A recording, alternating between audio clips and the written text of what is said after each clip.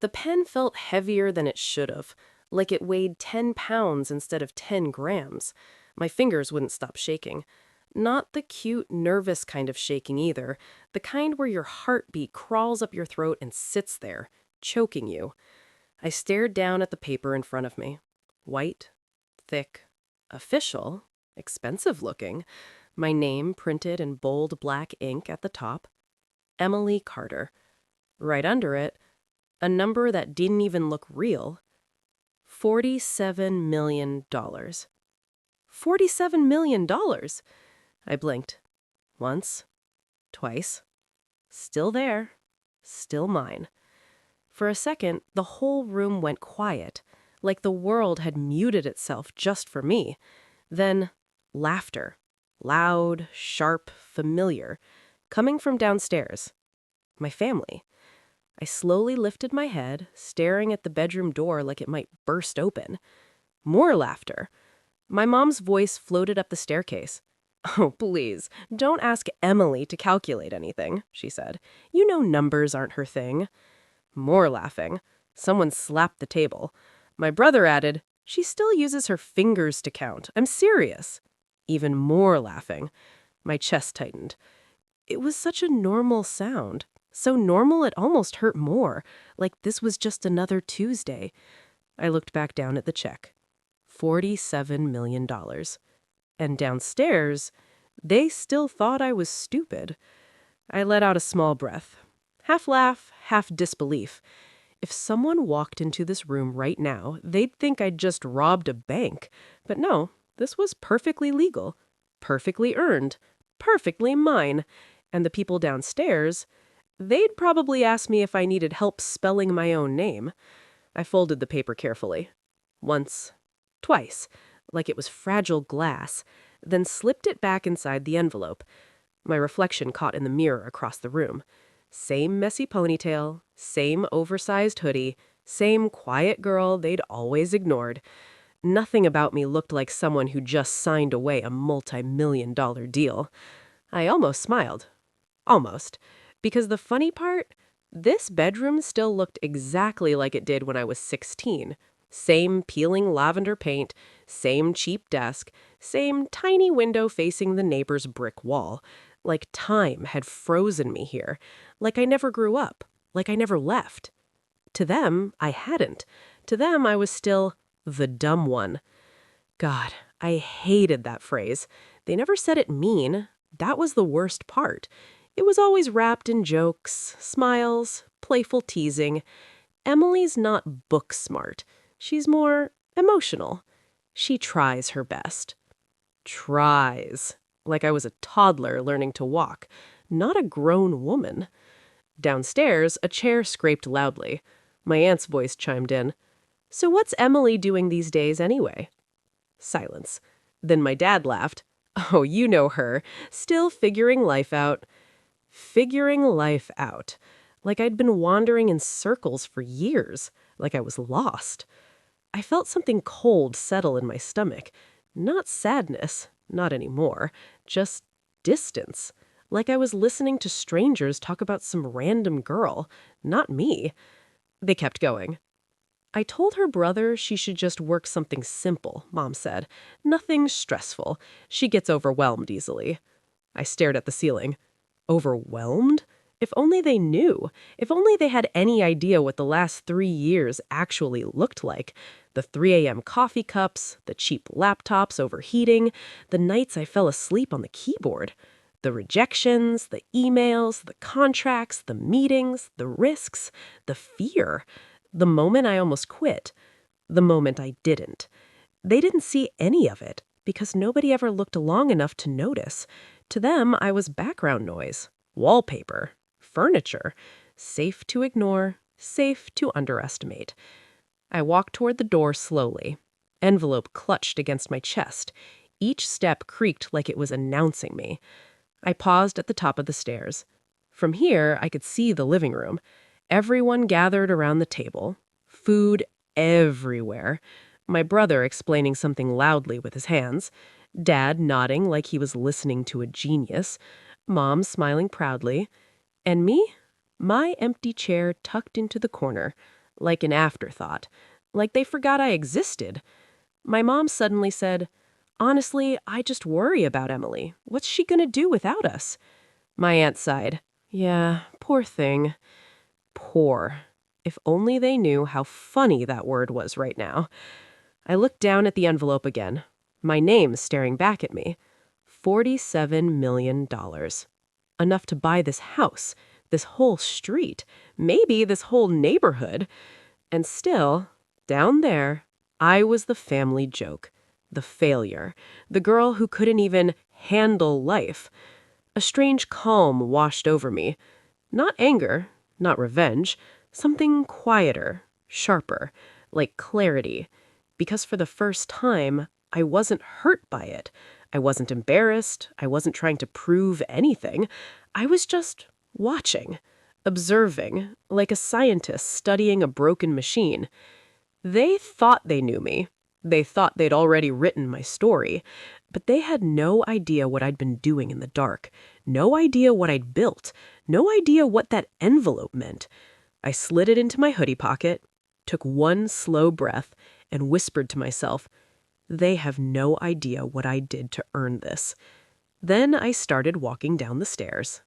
People think being called dumb doesn't hurt if it's said as a joke. They're wrong. Jokes sink deeper because you're not allowed to react. If you react, you're too sensitive. So you just smile and let it rot inside you. I learned that early. In our house, intelligence was currency, and I was broke.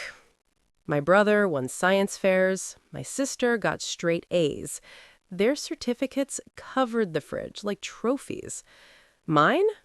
One participation ribbon from 7th grade spelling bee. Mom kept it in a drawer. Not displayed, not important, just stored away. Like me. At dinner every night, it was the same show. Dad would ask my brother about math competitions. Mom would ask my sister about debate club. Then both of them would look at me, pause, like they were trying to remember what I even did. "So, how was school, Emily?" Not curious, just polite, like asking a cashier how their day was. "Fine," I'd say, because there was nothing impressive enough to report, nothing that would make their eyes light up, nothing worth the table's attention. Eventually, they stopped asking, and I stopped talking. That became our normal, me existing quietly in the background while everyone else shined. But the moment everything changed, it wasn't loud, it wasn't dramatic. It was small, embarrassingly small, which somehow made it worse. I was 19, first year of college, business major. Not because I loved business, because Dad said, "At least it's practical, something easy for you." Easy, like I couldn't handle anything harder.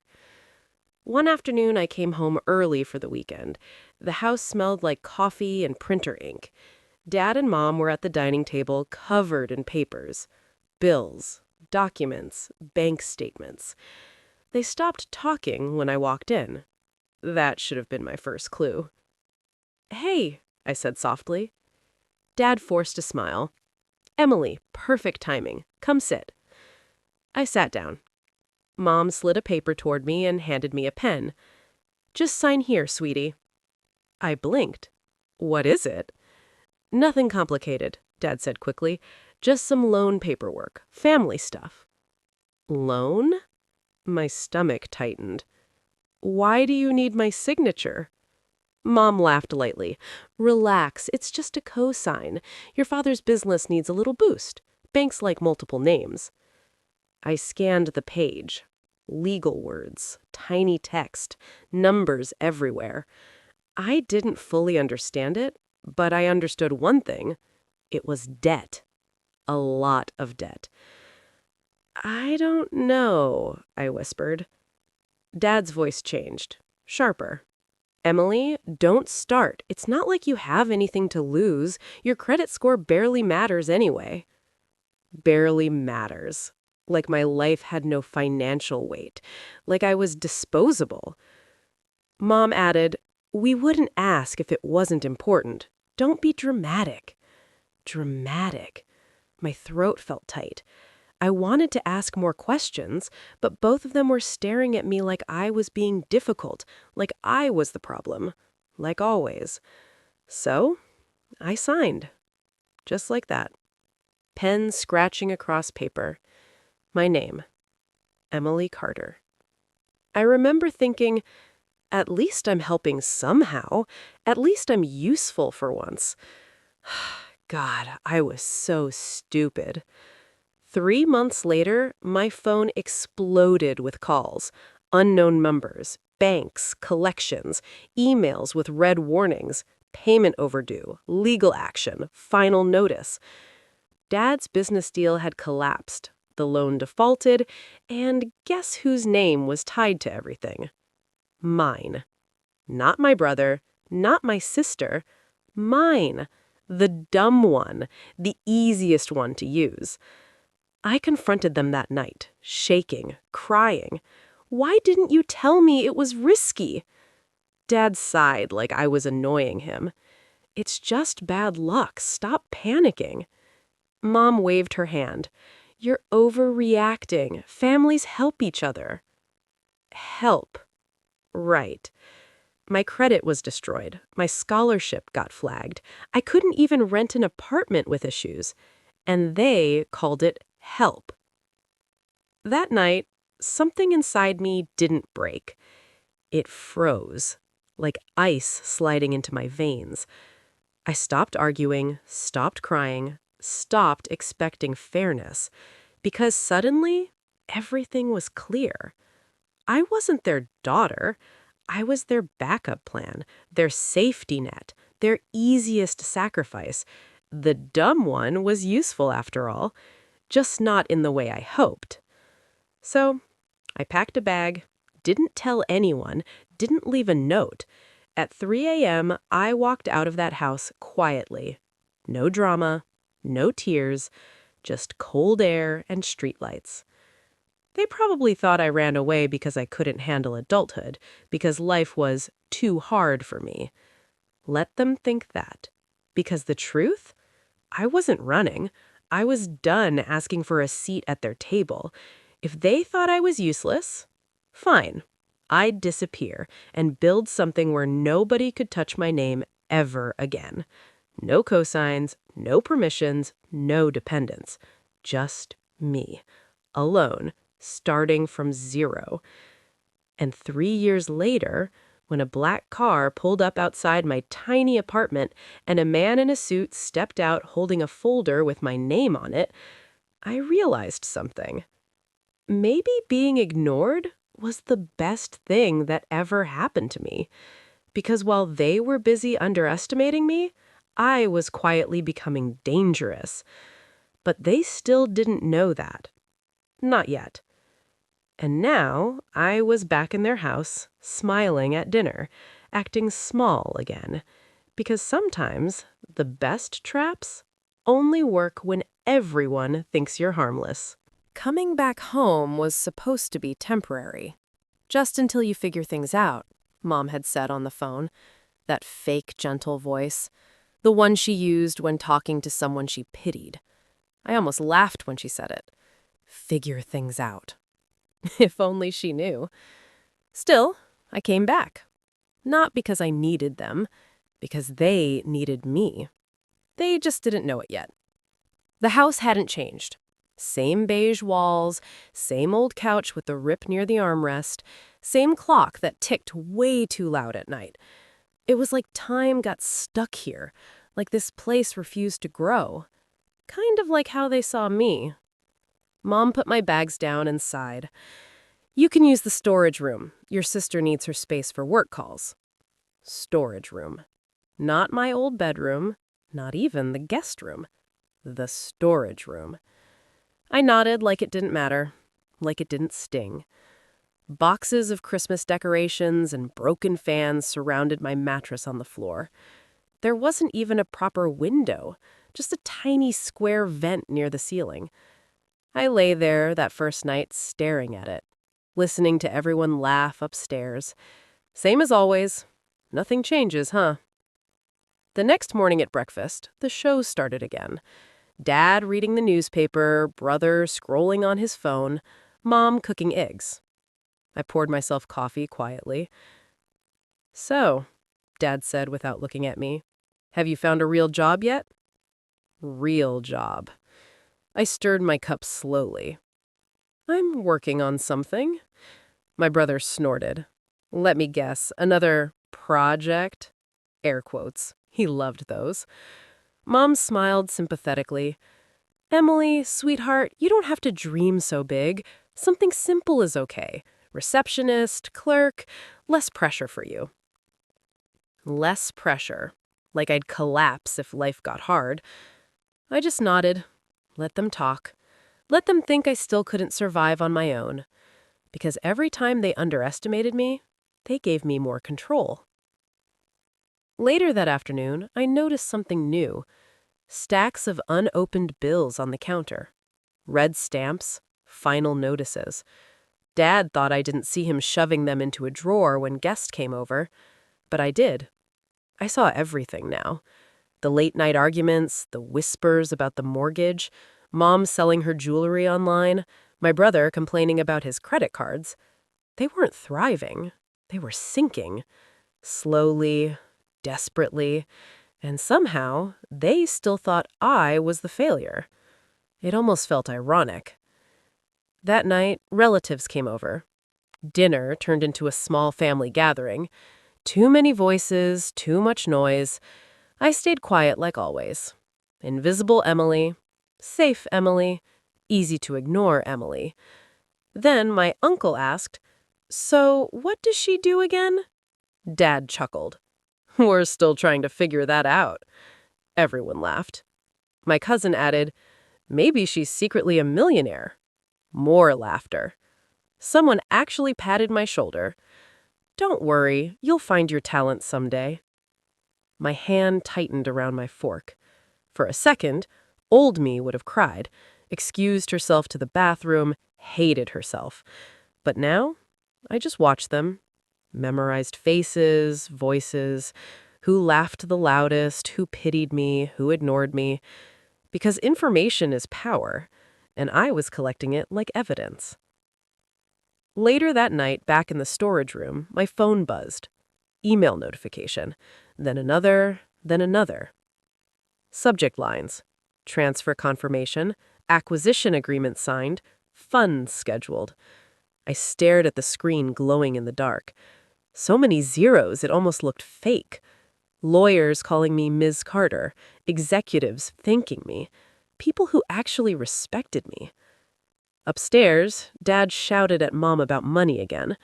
Something about late payments, something about we're running out of options. I pressed my lips together to stop the smile. Not a happy smile, a calm one, a calculating one. Because suddenly everything made sense. They didn't invite me back out of love. They invited me back because they were desperate, because they thought I was weak enough to control, easy enough to use, just like before. They thought I walked into their house helpless, but they didn't realize something. I didn't come home to be saved. I came home to watch, to wait, to choose the perfect moment. And as I locked my phone and lay back in the dark, listening to the house creak around me, one thought echoed in my head. They thought I invited me home to mock me. They had no idea. They just walked straight into my trap. There's something weird about being underestimated your whole life. At first, it hurts. Then, it embarrasses you. But eventually, it becomes useful. Because when people think you're harmless, they stop watching you. And when they stop watching you, you can do anything. That's exactly what happened to me. For 3 days straight, nobody in the house paid attention to what I was doing. Not once. Mom assumed I was job hunting on my laptop. Dad thought I was watching Netflix. My brother joked that I was probably playing games. Nobody asked questions. Nobody checked. Nobody cared. Perfect. I sat at the old dining table every morning with my coffee, hoodie on, hair messy, pretending to scroll social media. But my screen wasn't Instagram. It was contracts, emails, bank portals, legal documents, seven-figure numbers moving like it was nothing. Wire transfers pending, acquisition schedules, my lawyer's name popping up every hour, funds clearing tomorrow, final signature received, everything confirmed, Miss Carter. Miss Carter. Not poor Emily, not the dumb one, just respect. It almost felt unreal switching between worlds. Upstairs, me, the family disappointment. On my screen, me, the founder, the owner, the one everyone needed approval from. Sometimes I wanted to laugh out loud at the contrast, like I was living two lives at once. But I stayed quiet. Quiet was safer. Quiet was power. Because the truth is, I never told them what really happened after I left 3 years ago. They think I struggled. They think I bounced between small jobs. They think I barely survived. They couldn't be more wrong. The first year after I left was hell. Tiny apartment, secondhand laptop, instant noodles almost every night. I remember coding under a broken fan in the middle of summer, sweat dripping down my neck, teaching myself everything. Forums, free courses, YouTube tutorials at 2 a.m. Nobody helping, nobody believing, just me and stubbornness. I built something small at first, a simple financial tracking tool, because after what they did with that loan, I became obsessed with numbers, debt, risk, control. I wanted to understand every dollar so no one could ever trap me again. The tool turned into software. The software turned into a platform.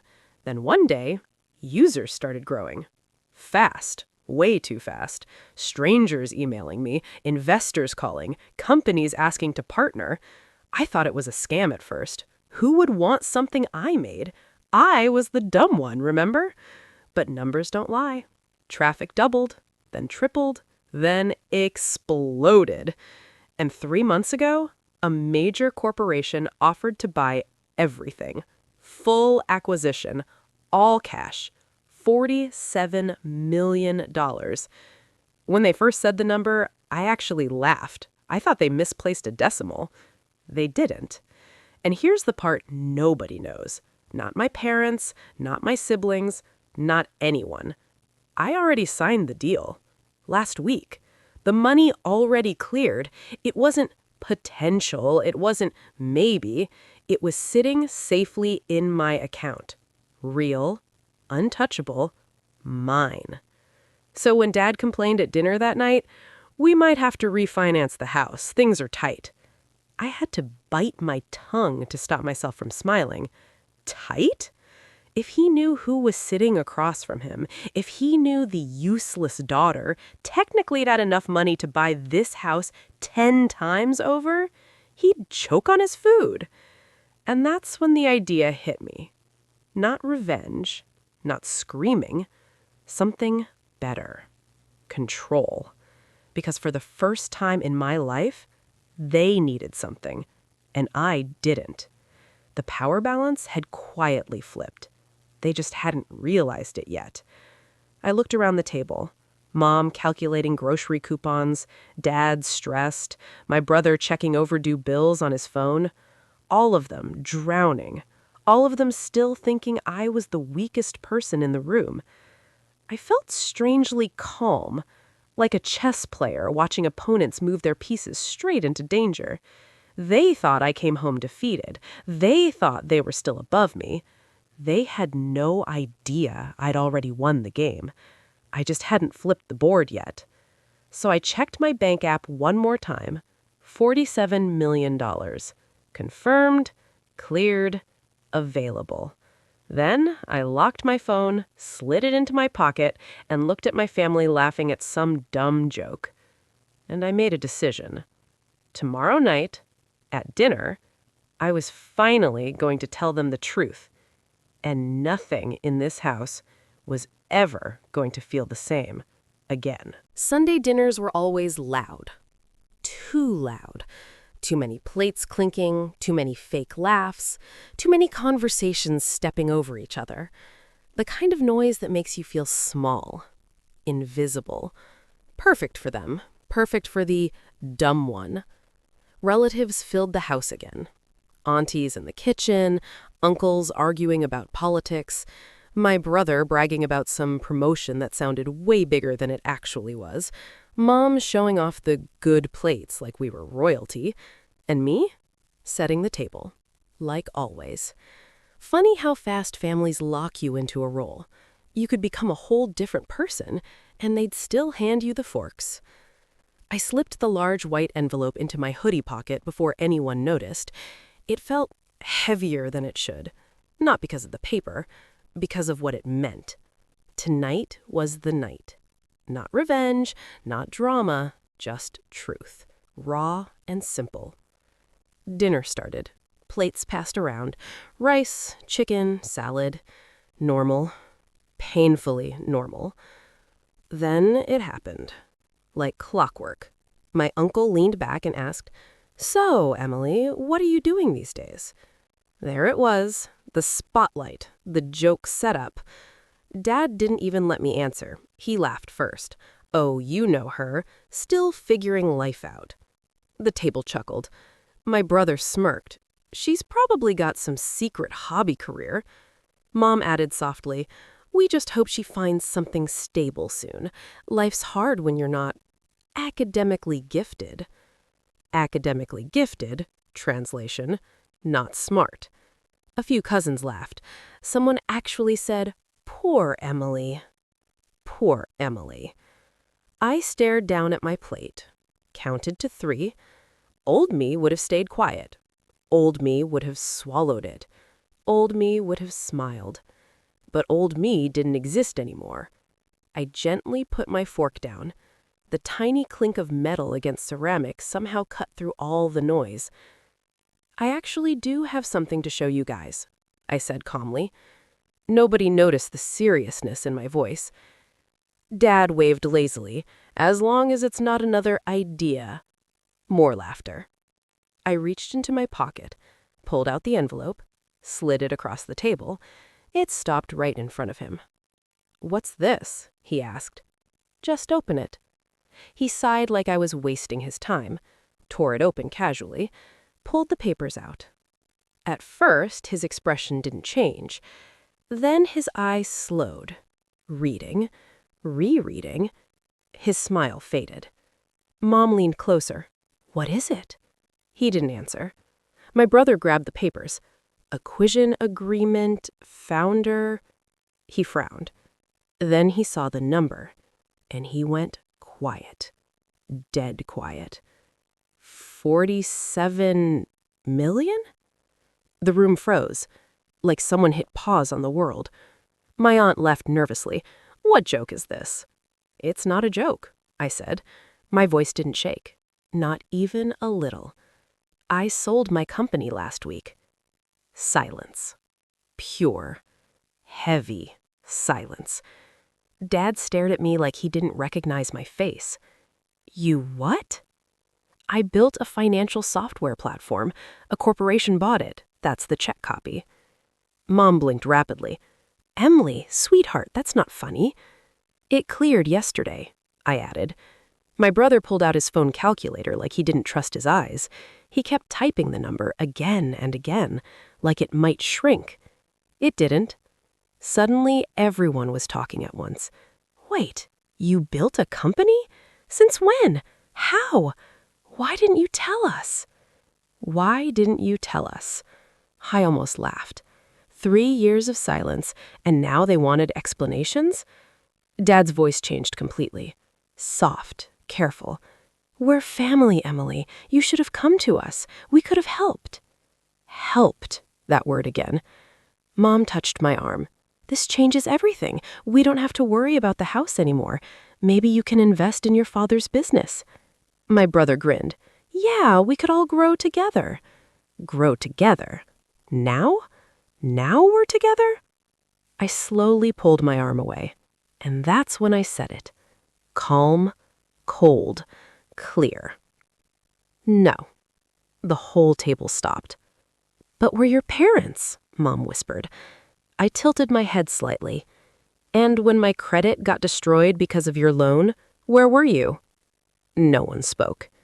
When I had nowhere to live, when I was eating noodles every night, when I signed papers I didn't understand because you said, "Trust us,"